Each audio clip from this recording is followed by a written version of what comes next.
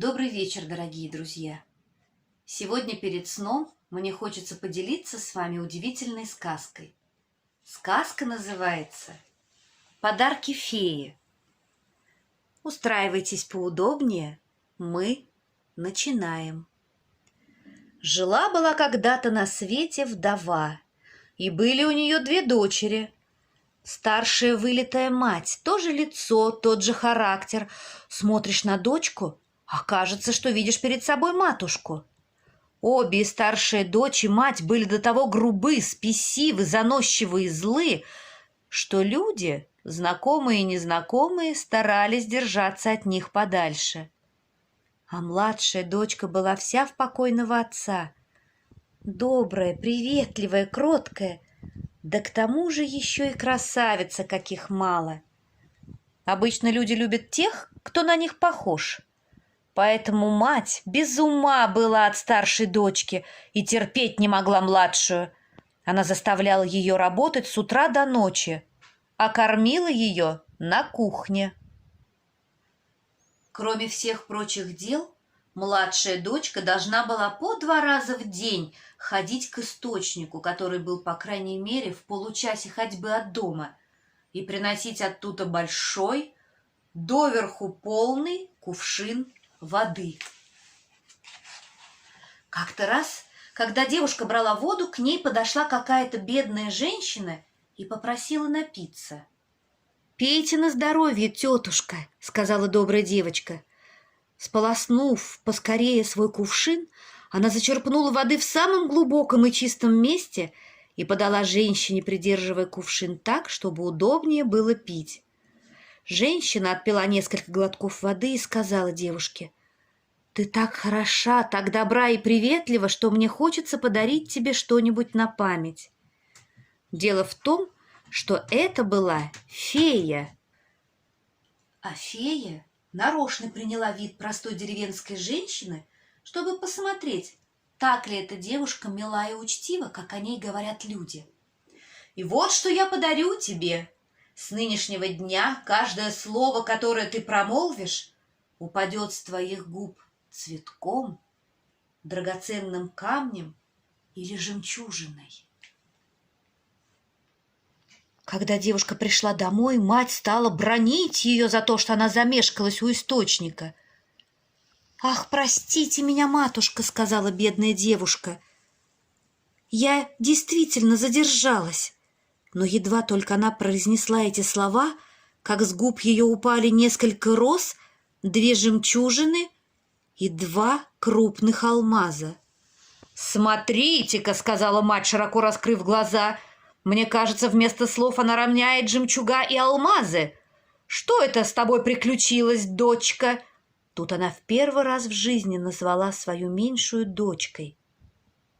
Девушка, не таясь и не хвалясь, рассказала матери обо всем, что с ней случилось у источника. «Ну, если так, — сказала мать, — надо мне послать к источнику и старшую дочь. А ну-ка, доченька, посмотри, что сыплется с губ твоей сестры, чуть только она заговорит. Неужели тебе не хочется получить такой же удивительный дар? Ведь и нужно всего лишь для этого сходить к источнику, и когда бедная женщина попросит у тебя воды, вежливо дать ей напиться». «Ну вот, еще охота мне тащиться в эдакую даль», — отвечала злючка. «А я хочу, чтобы ты пошла», — прикрикнула на нее мать. «И сию же минуту, без разговоров». Девушка нехотя послушалась и пошла, так и не переставая ворчать. На всякий случай она захватила с собой серебряный кувшинчик, самый красивый, какой был у них в доме. Едва успела она подойти к источнику, как навстречу ей из лесу вышла нарядно одетая дама и попросила глоток воды. А это была та же самая фея, только на этот раз она приняла облик принцессы, чтобы испытать, так ли груба и зла старшая сестра, как о ней рассказывают. «Уж не думаете ли вы, что я притащилась сюда, чтобы дать вам напиться?» — сказала девушка дерзко. Ну, конечно, только для этого. Я и серебряный кувшинчик нарочно захватила, чтобы поднести воду. Ну, мне, впрочем, все равно. Пейте, если хотите. Однако вы не очень-то любезны, сказала спокойно фея. Ну что ж, какова услуга, такова и награда. С нынешнего дня каждое слово, которое сорвется с ваших губ, превратится в змею или жабу. Как только девушка вернулась домой, мать закричала ей: «Ах, доченька, ну как?» «А вот так, матушка!» — буркнула в ответ дочка. И в то же мгновение 2 гадюки и 2 жабы плюхнулись на порог. «Ах, боже мой!» — воскликнула мать. «Да что же это такое? Откуда? Ах, я знаю, это твоя сестра во всем виновата! Ну, поплатится же она у меня!» И она накинулась на младшую дочь с кулаками. Бедняжка в страхе бросилась бежать и укрылась в соседнем лесу. Там и встретил ее молодой принц, сын короля этой страны.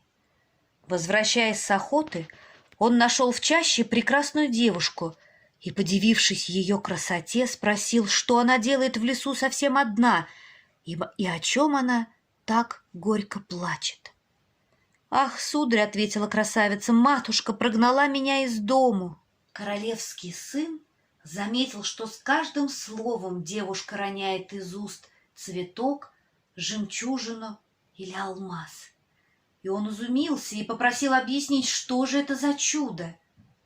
Тут девушка рассказала ему свою историю.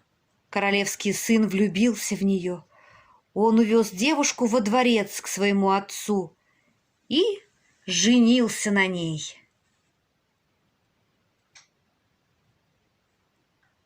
Ну а старшая сестра с каждым днем становилась все противнее и несноснее, и в конце концов даже собственная мать не выдержала и прогнала ее из дому. Вот такая поучительная сказка у нас сегодня с вами. А теперь умываться, чистить зубы и ложиться спать. Спокойной ночи, друзья!